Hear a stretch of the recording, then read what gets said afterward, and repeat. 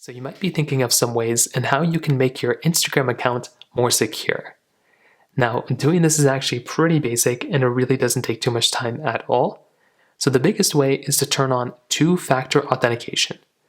So what this basically means is that your account, whenever you go through and you basically use your account, at that point your account will then have two-factor authentication and you won't really have to worry about if somebody's logging in because you'll be notified of it and they'll have to text you in order to do it. So go inside of your Instagram account, click on your profile in the bottom right, go and tap on your three lines in the top right corner right up here. And then what you want to do is you want to go ahead and basically scroll down until you get into your security portion.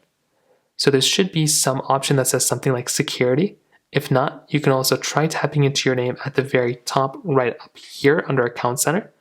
Then you can also find the security option here or two-factor authentication. So find password and security. And right here where it says two-factor authentication, you want to go ahead and just set this up.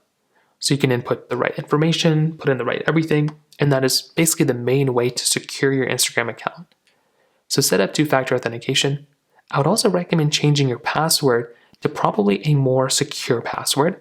So if it's a pretty basic password, go ahead and change it, because that can also be another thing you can do too to basically improve this experience as well.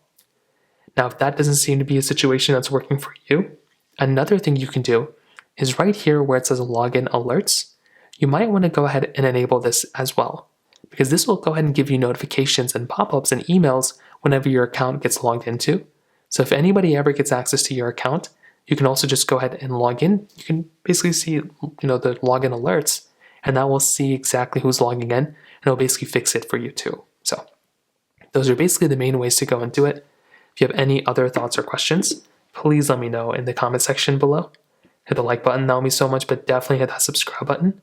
More importantly than everything else, I love every single one of you guys. Hopefully I'll catch you guys in the next video. Peace out.